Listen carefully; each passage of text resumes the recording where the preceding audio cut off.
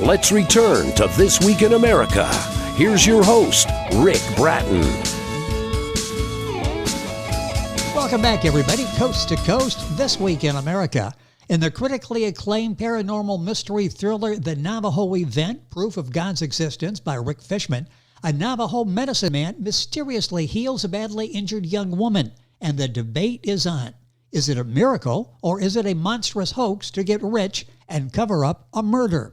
Rick is an Ohio State Buckeye alum, had a split career as an accountant and math teacher, currently retired. Living in Cleveland, Rick coached youth baseball in Lyndhurst, Ohio for 12 years, has been a volunteer in the Big Brothers Big Sisters Association since 2013, and in 1992, Rick earned a spot in the Guinness Book of Records by painting the world's largest map at Rowland Elementary School in South Euclid, Ohio. The Navajo Event is Rick's second novel, following his kids' baseball comedy, Sandlot Summit. And Rick Fishman, author of The Navajo Event, Proof of God's Existence, joins us on This Week in America. Hi, Rick. Welcome to the program. It's great to have you with us. Thank you very much, Rick. It's great to be here, and we're all set and ready to go. I have my co-pilot, Krispy Kreme the Wonder Dog. That is good. He's over there. The video version, you can see the dog there. By the way, you can check out video of this on our website, thisweekinamerica.us, under videos, and just on YouTube as well. Just Google it, and you'll see Rick and his friendly companion during the course of the program today.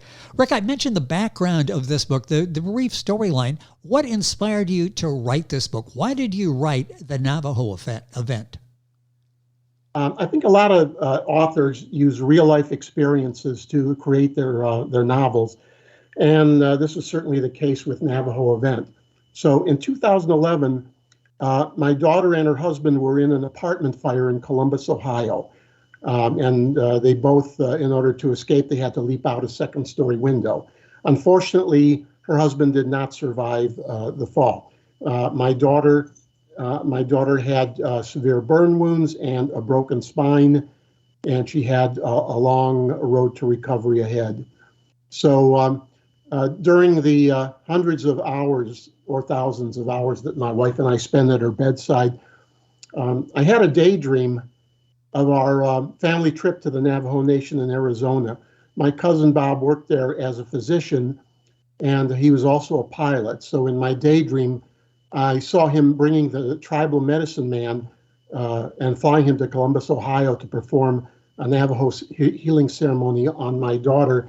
And mysteriously and miraculously, all her injuries would vanish. So these days she's doing fairly well. I waited 10 years to ask her permission if I could write the story, and she agreed. So the challenge was to turn a tragic event into a story of hope and humor. Well, you've done that so well. The book is The Navajo Event, Proof of God's Existence by Rick Fishman. Book available wherever books are sold. I'll give you all that information as we go through the program. I mentioned it was a paranormal, a mystery, a thriller. What genre would you put The Navajo Event in?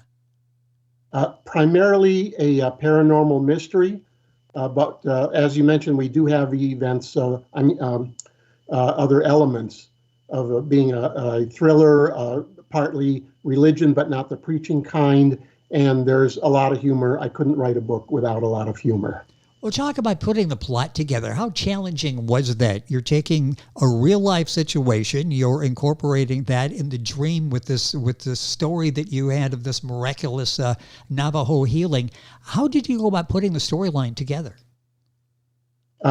It wasn't that hard because the story was whirling around inside my head for 10 years. So I had the opposite of writer's block. I had so many ideas in my head and I couldn't type fast enough to get them down. So sometimes I would jot down a whole page of hand notes and then start typing. But in the event, the Navajo Event, the main character is now Carli Green. That's I changed all the names.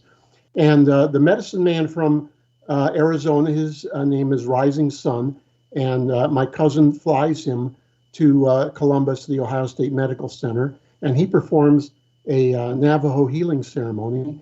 And mysteriously, all of Carli Green's injuries have disappeared. Her skin is now perfectly healed, And what's even more surprising is that the titanium rods and screws that made up the spinal surgery that kept her spine together had completely vanished.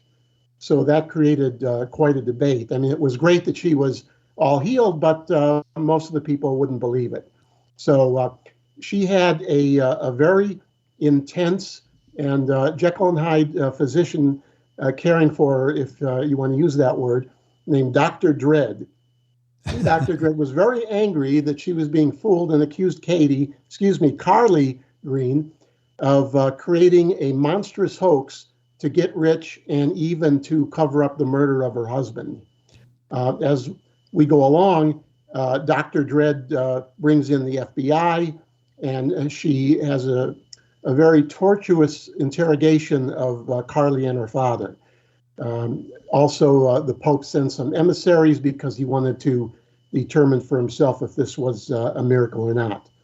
Once she gets out of the hospital, she goes on a number of interesting adventures, and these are all original. There's never been a story before that combined the elements of Christian, Jewish, and Navajo culture all into one, and it's a peaceful coexistence. I think a lot of people will find it very interesting. So it all leads to a very surprising and exciting climax, which ends, it's measurable on the Richter scale, but it's not an earthquake. You know, you do such a wonderful job in telling the story. And if you're thinking in the beginning, well, there are a lot of stories like that out there, as you just mentioned, for some of the reasons. No, this story is different. The Navajo Event is a unique perspective, a unique story by Rick Fishman, our guest on the program. Talk about the title, The Navajo Event, and the subtitle, Proof of God's Existence. Talk about how you came up with that. The title was always in my head from day one, the very first day I thought about it, because it was about the Navajo medicine man. And the word event, I thought, was a very strong, powerful word. When they talk about the dinosaurs getting hit by the meteor, they always call it an extinction event. So I thought that was a really good word to put in bold in the middle of my cover there. For the subtitle, Proof of God's Existence. Well, we have to keep in mind that the story is fiction, but had it been, if it was real, then I think we can be sure that millions of people around the world would consider it proof of God's existence, because the healing, Carli's healing, defied the laws of physics. It defied all of 21st century technology, and it stumped all the world's greatest magicians. So it could be considered a miracle or proof of God's existence. The Navajo Event, Proof of God's Existence by Rick Fishman, our guest on the program. Amazon, all of the usual places. We'll give you that, and we've got links on our website, thisweekinamerica.us. What kind of research did you have to do in telling this story? Yes, I did more research than actual writing. I think that it's very important for authors to be knowledgeable about their subjects. So I did a lot of deep diving into Navajo culture. There is a real medicine man on YouTube. His name is Wally Brown, and he's created dozens of YouTube videos which describe all the different aspects of Navajo culture. So that was my main source of information for Navajo culture. I also talked to my cousin Bob, who was a physician for several years. He worked in Tuba City on the reservation. And he worked a lot of times with regular Navajo families, and he gave me some very good insight. I also used a dictionary to make sure that the Navajo words I used in the story were translated properly and fit what the people were talking about. So there was also elements where I had to do research on the background for the Vatican and the Pope and their traditions. I watched the canonization of Mother Teresa. So I got a lot of good information from that. As far as the sci-fi aspects, I looked at the periodic tables, and as Mr. Spock would say, if you're going to do sci-fi, it should be logical. So I did work with that too. So it all combined into a story that's totally original. It's never been done before. It really is. I mentioned unique before, and the book really falls in that category, all of the different themes. Who was the book directed to? Was there a specific target audience you had in mind? Well, I think there's a massive audience out there of casual readers who just don't have time in their busy days to read a book that's 300 or 400 pages long. So the Navajo Event is 139 pages. It has 15 photo illustrations, and there's a lot of humor in it. So I think it would have a lot of appeal just to the regular casual reader. It also would be a good story for the young adult market. One of my buddies is an English teacher, and he says a lot of his students come up to him and say, I want a short book with a lot of pictures. And the Navajo Event would certainly fit that bill. Fall into that category. As you were writing the book, the Navajo Event, any scenes that were particularly difficult for whatever reason for you to write? The only very difficult scene was chapter 2 about the apartment fire that my daughter and my husband were in. It was very hard to get through. It took me 2 days to write the first page. And at that point, I decided one page was just enough for that scene. That would be difficult. Let's flip the script now. You've got so much in there. Was there a scene or two that you vividly remember because it was really fun to write? The last 3 chapters, when I added them on, were those were the most fun because we're on a mission, and if I can use my mirror here, we have to locate a hypersonic jump jet, and okay, so my Skype is using mirror images, so I am actually going to use a mirror and hopefully.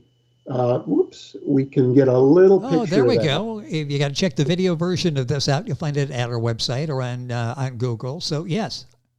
So this is a jump jet that lands vertically like a Harrier jet, and he has to land at the only place available with large enough space, which is the local dog park. So Krispy Kreme gets a cameo in that, and so do the other dogs at the dog park. So they're on a special mission, and they need a jet that can travel at 3,000 miles an hour. I can't go into where it's leading to. You can certainly read about that, but it has a very exciting ending, and I'm glad that I made that change to add the last 3 chapters in that. Rick Fishman, our guest. The book is The Navajo Event, Proof of God's Existence. You'll find it wherever books are sold. Let's go back and talk a second about development of the storyline, the plot, and the characters. How did you go about that? It sounds like the plot sort of played out in your mind, and you just sort of followed your instincts. Right. I needed a good villain. That was one thing missing from the story. And I wanted a James Bond out of character type villain that was over the top. And some people, maybe the regular reviewers, might not understand that, but I think casual readers would get a big kick out of that. My main villain was Dr. Dread, a good name for a doctor, someone to fear. Yes. And when the reader gets to, if I can show it, page 21, I don't have to use the mirror because it's backwards anyway. Okay. Oh, okay, there we go. Oh, yeah. So there's Dr. Dread. And when the reader comes to a picture of a doctor with steam coming out of her ears, they will immediately get the idea that there's going to be some humor in this book. And also that Dr. Dread has some serious anger management issues. Well, you certainly picked that up from the picture. I love that with the steam coming out of the good doctor's ears. That's the funniest picture of the story. If I could show a few more. Sure. This one, I chose the pictures very carefully to blend in with the story and enhance what the readers were reading. So this is a very unusual picture because this is the real and actual X-ray of my daughter's spine after her surgery. And you can see the titanium rods and screws off to the side there. And so that was a good illustration. Can I go over some more of these? Yeah. We've got we'll chat while we're doing this as time is going by quickly, but I love what you've done, and the pictures really enhance the story, don't they? Well, it's almost unheard of in fiction. I read fiction and thrillers. I read about 30 books a year, and I never see illustrations, but I like pictures. I think a lot of people like pictures, so I wanted to be different. And it's important because with 2 million self-published books coming out every year, then it's important to be different. So here's our Medicine Man Rising Sun. iStock.com is the location where I got most of my pictures from. And they have literally millions of pictures to choose from. When Carli, I have to keep them separate. Yes. Carli Green is the heroine. When she goes back to Columbus to visit her classmates, she is surprised that they have erected a monument on the place where she landed. And everyone is talking about the Navajo event. And they created a statue. And our mythology experts will recognize that as Phoenix rising from the ashes. So this is a Greek bird, a mythical Greek bird that died in the fire and was reborn. And it matches exactly what happens to Carli in the story, that she was, almost destroyed by the fire, yes. But she was reborn by the healing ceremony. What a great touch to use the pictures to enhance the story. The book is The Navajo Event, Proof of God's Existence by Rick Fishman, our guest on the program. I want to talk about the book cover for a second. Talk about developing the book cover and have it really sell the story. So often you see a book cover and it doesn't really capture your attention. Yours does. Talk about developing that. It's very important to get an outstanding book cover, something that can look, like it would fit in the front stacks of Barnes & Noble when you walk in. Yes. People do judge a book by its cover, yes. Always. And I thought that the cover that I suggested to Outskirts Press was good enough, but that wasn't the case. So if you can see that in the mirror, I used kind of an Out West type font, the Navajo Event. Oh, yes. And I have the two hands that look like they're almost praying with the light coming out, and red on blue. But when I sent it to Outskirts, part of the package that I purchased was that they would design a book cover for me, and I can choose if I wanted it. So when they came up with this cover, white on black, with different fonts and the word event in huge white letters, and the red pink smoke. And if you look at the hand, it's very intense. All the smoke, yes. And it looks very mysterious. It just fits in with the mystery of a medicine man. Well, you take the storyline, you take the pictures you have, you take the cover. It's a really enjoyable read. It's not going to take you the rest of the summer to read the book. The book is called The Navajo Event, Proof of God's Existence.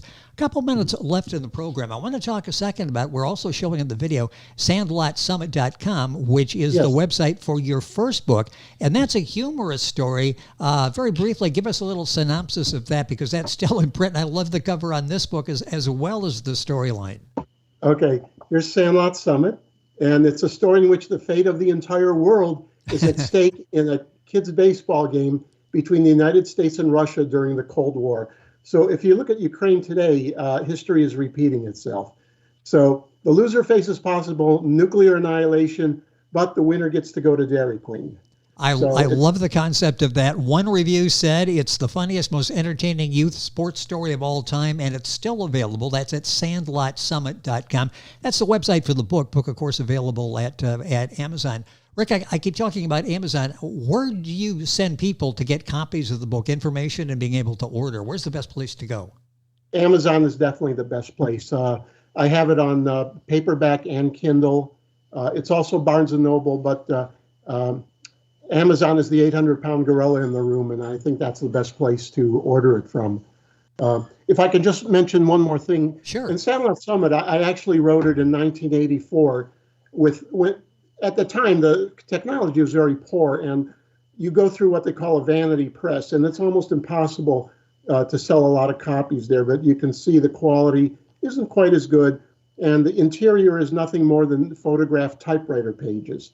So in 2012, I learned how to use the graphics. What is it? Photoshop. That's right. Oh, yes, so yes. I redesigned the cover, and I got a lot of illustrations for the book there, and it turned out to be a much better It's product. like night and day. I love the new cover on the book, and that's, again, available at Amazon. Just click on the Sandlot Summit. You can go right to the website, go right to Amazon, put that in, or just click on Rick Fishman when you're looking to order the Navajo event.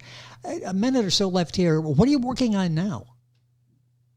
I'm working on marketing the Navajo event. So We got to be writing something. Such a creative writer has to be at the computer coming up with something. My wife isn't that crazy about my ideas, but I was going to have a story about a sentient humpback whale out in Maui, and he learns to communicate with people, but mayhem ensues when teenagers decide to feed him drugs, and he goes crazy. Okay. So it's called Happy Ending. His name is Happy Humphrey. He's a humpback whale, and that's a long time in the future. As I said, I'm not sure I'm going to, go through with that, but it's definitely different than anything I've ever heard. So, well, yes, it is. It's unique, and you can sort of wrap up Rick's with that word unique. You've got a very innovative way of telling stories. Thank you. It's fun to be retired and have all this time to nurture my imagination and daydreaming. So writing is fun. Anyone can do it now. The print-on-demand companies are excellent, and anyone can put out a very high-quality product now. Well, and today has worked out well for you. You can talk about the book, do a little marketing, and you still have time to get Krispy Kreme off to the park yet today. So this is a win-win for everybody at the Fishman household today, isn't it? And my main book launch party is July 20th at the Beechwood Community Center. We're going to have 300 books, 300 slices of pizza, and everyone is welcome. That is great news, and if you're in the Cleveland area, keep that in mind. And Rick, it's been a pleasure having you on the program. I love your creative ability. What you've done with the concept and the Navajo event, Sandlot Summit, is a classic that's still available. Thank you for spending some time with us today. I do it for fun, and I enjoy writing very much. Thank you for having me. You're very good at it, and if you're Googling Rick, he's only one of us Ricks has a K, and it's not me. So it's Rick Fishman, R-I-C-K, Fishman, book available at Amazon, all of the usual places, the Navajo Event, Proof of God's Existence. Rick, thank you for being with us on the program. Okay, I just want to add the email is the Navajo Event at AOL.com. Very simple. Name of the book at AOL.com. All of this on our website. We're back on This Week in America right after these messages. This Week in America is online. You can visit our website, thisweekinamerica.us. Scott Pinkerton, associate producer of This Week in America. Jay Anderson, segment producer. Ben Watson, webmaster. Otto Bechet, director of engineering and TV production. This Week in America produced and is a trademark of Blue Funk Broadcasting, LLC. For information on all of our guests and to listen to this week's show, our website again at thisweekinamerica.us. And I'm Sean Bratton, executive producer of This Week in America.